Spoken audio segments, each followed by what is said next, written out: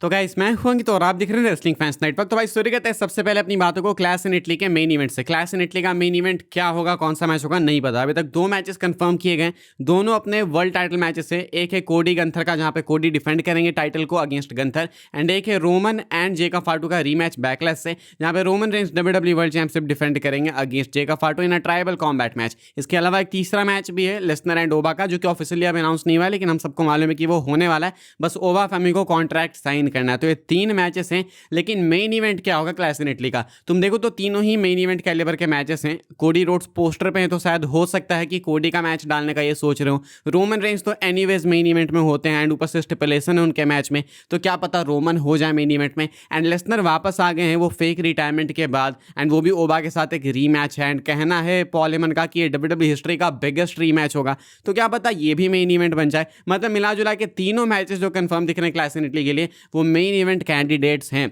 अब ऐसे में बात है कि रियल में कौन सा मैच मेन इवेंट करेगा, WWE वालों ने अभी तक ये डिसाइड नहीं किया है। कुछ को लगता है कि कोडी रोड्स मेन इवेंट करेंगे जस्ट बिकॉज वो पोस्टर पे हैं, बाकी कुछ को लगता है कि रोमन का स्पॉट कम है, लेकिन सबसे कम लोगों को लगता है कि लेसनर का मैच मेन इवेंट करेगा। मेन कॉम्पिटिशन है कोडी रोड्स एंड रोमन के बीच में, जो कि हमेशा ही होता है। जब भी बात आती है भाई कि ये दोनों एक सेम इवेंट में compete करेंगे, टाइटल डिफेंड करेंगे, तो यही होता है कि कौन मेन इवेंट करेगा। एंड पिछले कुछ टाइम में हुआ नहीं है कि कोडी रोड्स रोमन रेंज के ऊपर मेन इवेंट किए हो किसी इवेंट को, तो ऐसे में क्या पता WWE वाले इस बार उस चीज़ को वापस से सॉलिडिफाई करना चाहते हो। कहने का मतलब है कि अभी तक कंफर्म नहीं है कि क्लैश इन इटली को कौन मेन इवेंट करेगा। तो अब आपसे मेरा क्वेश्चन है भाई, आप किस मैच को मेन इवेंट होते हुए करते हुए देखना चाहोगे? Roman versus Jacob tribal combat, या फिर लेसनर वर्सेस ओबा फैमी, या फिर कोडी रोड्स वर्सेस गंथर? अगर कोडी गंथर में टाइटल चेंज होने वाली होगी तो हो सकता है भाई कि इनका मैच मेन इवेंट कर ले। फिलहाल कंफर्म कुछ नहीं है, समय करीब आएगा तो शायद बेटर पता लगे, लेकिन अभी यह है latest update clash in Italy को लेके। हम लोग आगे बढ़ते हैं, बात करते हैं अगली अपडेट के बारे में जो कि क्लैश इन इटली को ही लेके एंड WWE के क्या प्लान है क्लैश इन इटली को लेके वो मैं आपको बताता हूं।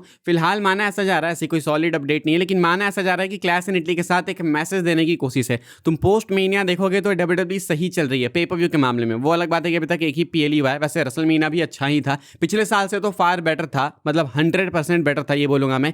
तो पिछले साल से मीनिया भी बेटर था। उसके बाद तुम देखो तो बैकलैश भी अच्छा गया। बैकलैश के लिए हाइप ज़्यादा थी नहीं, लेकिन match quality wise and overall event light था, लेकिन अच्छा था।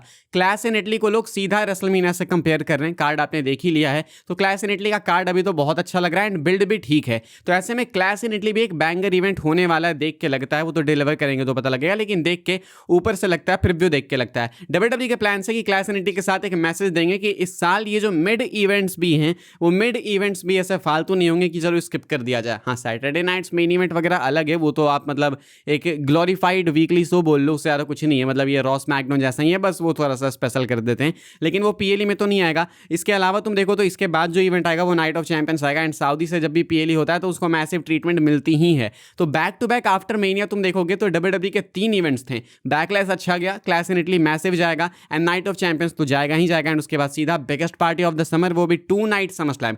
तो ऐसे में रेसलमीनिया के बाद से लेके समरस्लैम तक मोमेंटम फुल पैक्ड रखना चाहते थे, एंड अभी तक तो इसमें सक्सीड किया है WWE वालों ने, and most likely clash in Italy में भी सक्सीड करेंगे। मिला जुला के बात है कि क्लैश इन इटली को या फिर जो इंटरनेशनल इवेंट्स है उसको एक अलग पहचान दिलाने के लिए WWE वाले इस इवेंट को अच्छा हिट करने की कोशिश करेंगे। एंड वैसे भी इटली की क्राउड शायद डिजर्व भी करती है एक अच्छा इवेंट, तो वो भी कहीं ना कहीं थॉट है बैक ऑफ द माइंड। फिलहाल मिला जुला के ये अपडेट है कि क्लैश इन इटली एक अच्छा इवेंट हो सकता है, एक मैसिव इवेंट हो सकता है। हम लोग बात करते हैं सेथ रॉलिंस की। एक बैड न्यूज़ आप लोग कह सकते हो, शायद सेथ रॉलिंस आने वाले कुछ लंबे टाइम तक या फिर आने वाले कुछ महीनों तक एक मेन इवेंट पुश रिसीव करते हुए नहीं दिखेंगे। अभी आपको अंदाजा लग भी गया होगा, सेथ रॉलिंस को इन्वॉल्व कर दिया गया है montage Ford and Angelo Dawkins के साथ में, यानी कि स्ट्रीट प्रॉफिट्स के साथ में, एंड मोस्ट लाइकली सेथ इस एंगल में आने वाले कुछ महीनों तक इन्वॉल्व रहेंगे, पॉसिबली टिल समरस्लैम। एंड ये अच्छी चीज़ नहीं है वैसे तो, मतलब हो सकता है कि सेथ के बीच में 1-2 सिंगल्स मैचेस हो, लाइक हो सकता है कि अभी क्लैश इन इटली में ही ब्रेकर के अगेंस्ट में मैच हो जाए, ये बहुत ज़्यादा लाइकली है। लेकिन कहना है कि स्ट्रीट प्रॉफिट्स के साथ स्टिल कुछ ना कुछ तो चलेगा सेथ का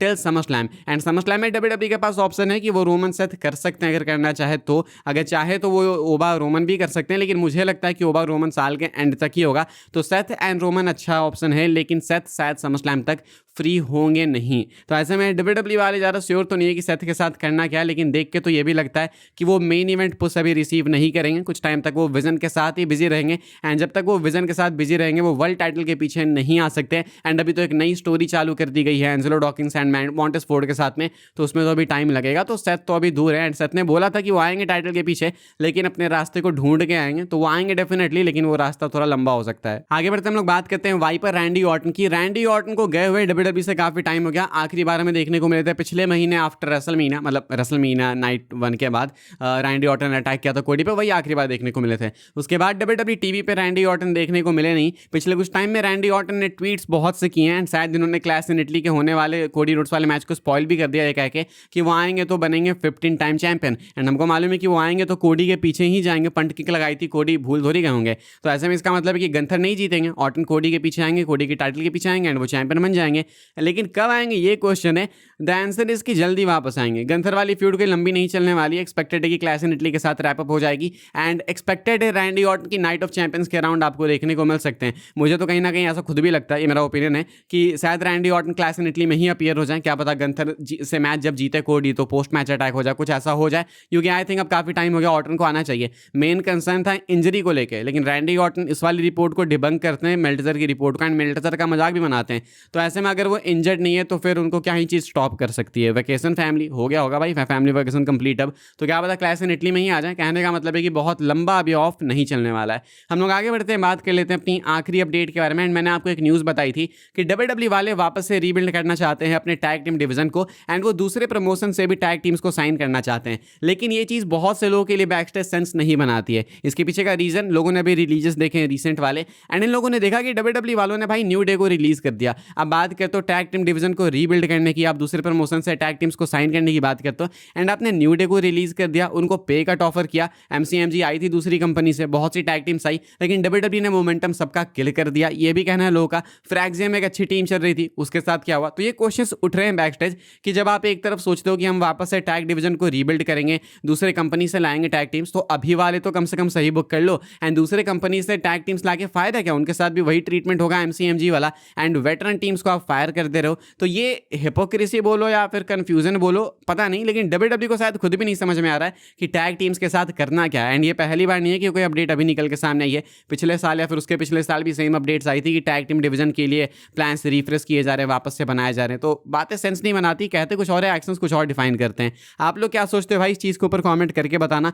फिलहाल इस वाली वीडियो के लिए यही सारी अपडेट्स थी। आई होप आपको इन्फॉर्मेशन मिली हो तो वीडियो को लाइक कीजिएगा, शेयर कीजिएगा, सब्सक्राइब कीजिएगा चैनल को, ताकि आने वाले टाइम के अंदर आपको और भी सही WWE के अपडेट्स वगैरह सबसे पहले देखने को, जानने को मिलते रहे। फॉलो कर सकते हैं आप लोग मुझे इंस्टाग्राम एंड ट्विटर पर, लिंक आपको मिलेगा डिस्क्रिप्शन में। मिलूंगा मैं आपसे अगली वीडियो में जल्दी ही, तब तक के लिए goodbye, thanks for watching.